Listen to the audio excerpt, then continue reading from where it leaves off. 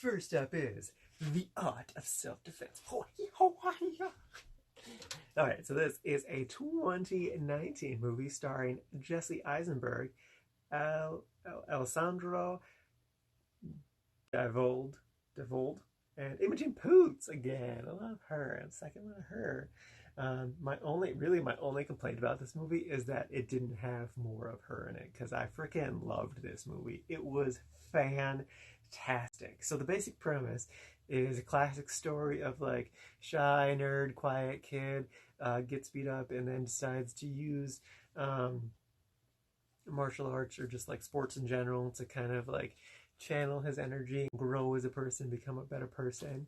But the story is just, it's so incredible. It's so offbeat and weird and strange and ridiculous, and everyone's insane, and I love it so freaking much. Like, everyone just speaks in a deadpan voice, like completely monotone. It's great, except for the answering machine, who has so much sass, and it's probably my favorite part of the movie, even though it's like a really small part. There's also a little dachshund who's super adorable. What else was I gonna say? And really, this movie is all about toxic masculinity and just like the ridiculousness of it, and just the absurdity of the whole thing. And also, so like reading discussion threads about this, people who are in like the karate martial arts world, especially like instructors, crazy love this movie because like, yeah, it's really ridiculous, but actually it's pretty damn true to life, like just the absurd things that people actually do in that world. And so yeah, it's just incredible and I love it. I highly recommend it, but definitely be warned, it's super strange and weird, but I so loved it so much. It's just it's amazing. It's amazing. It's amazing. I will say though, it did lose a tiny bit of steam when it got a little bit predictable towards the end, but it had a really solid ending that kind of made up for all that, because it just wasn't ridiculous and absurd. It just, I love it. Now on to Woman at War. So this is an Icelandic movie from 2018. So it is a foreign language film, though there is a little bit of English in there. And then there's also a little bit of Spanish too, but they don't subtitle the Spanish, but like, I know a little bit of Spanish, so I caught some things, and like his lines were pretty funny. And there's also a little bit of, I guess, Ukrainian. I don't know what I assume they speak Ukrainian or Russian over there. I don't really know. Should look that up. Oh well. But yeah, so the basic premise of this movie is that there's this woman who is fighting for environmental protection reasons stuff, and she kind of, I guess, does some like eco-terrorism type of things. The power line is the big thing in the movie, and it's really solid. I quite enjoyed it. Yeah, I would say what I really loved about this movie was the music.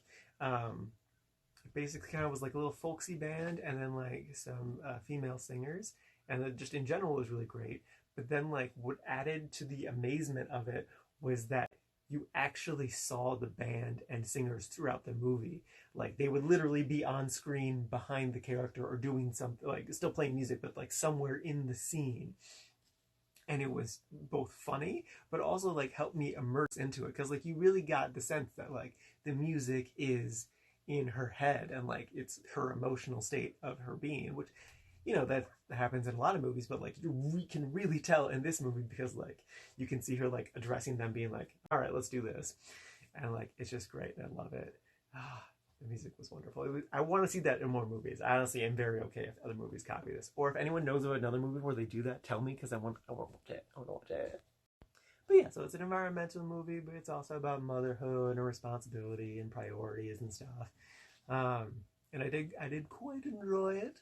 It did lose me a little bit in the middle. I don't really know why. It just kind of happened where I was just kind of like, not really zoning out, but just kind of like lost me. I don't know what I could do differently. And then the end was a bit predictable, but it was satisfying to see what all happened. A little surprising thing at the end was it kept feeling like the movie was about to end, like it was about to fade to black, but then like it would do another scene. And then that kept happening a couple times. And I was like afraid something bad was about to happen, but no, they were just like kind of reinforcing exactly how the movie ends. And then the last shot actually tied into more stuff. So I do understand why they did it. It just kind of felt very Lord of the Rings and having 13 endings and stuff. But yeah, even though there was some predictable stuff, there were some like really nice, clever moments that I really enjoyed. And then the Icelandic countryside was beautiful, and that was basically a character in and of itself. Was just seeing the beautiful nature that is Iceland. But yeah, it was nice. I enjoyed this quite a bit. I forgot to say that it also touches on like fear of foreigners coming in and wrecking stuff. And actually, that whole thing is really funny and ridiculous, and I loved it. Um, but yeah, it's good. It's good stuff. And lastly, I don't feel at home in this world anymore. I bumped the camera, my bad. Anyway, so this is a where'd it go?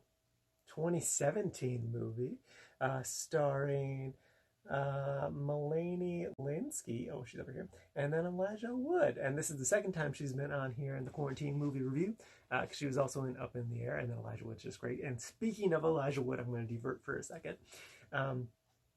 Earlier this year, before quarantine, I saw Come to Daddy in theaters, and it was fantastic, and I loved it. It's a weird and strange mystery that I highly recommend, and it's on Amazon Prime now, so if you have Prime, definitely go watch it. Don't watch any trailers or anything, just go into it blind. Just know that it's a comedy, and it's weird and strange. It does get a bit violent towards the end, but it's worth it. It's totally worth it. It's freaking fantastic. This movie's all right. I'm going to talk about this movie now. Oh, I missed. But yeah, so the plot of this one is basically her house gets robbed and she tries to get her stuff back. And she meets Elijah Wood on the way, and Elijah Wood is amazing in this. He is so weird and strange. He has like a little mullet ponytail thing, kind of like the Padawan braid things that they have in Star Wars, except in the back. And honestly, I think my biggest fault with this movie is that it doesn't have more of him in it, because he's a fully realized and ridiculous and great character. He could have really added some more like spice and spunk to it. Overall, it's pretty fine. It's definitely getting like offbeat and ridiculous. I just didn't connect with it as much as the Art of Self-Defense. But it was still solid. I enjoyed it. Enjoyed myself. Also, another tie this movie has to a different movie is the director of this movie was in The Green Room, which is a fantastic movie. It also has Imogen Poots in it, and you should definitely go watch that because that was also wonderful.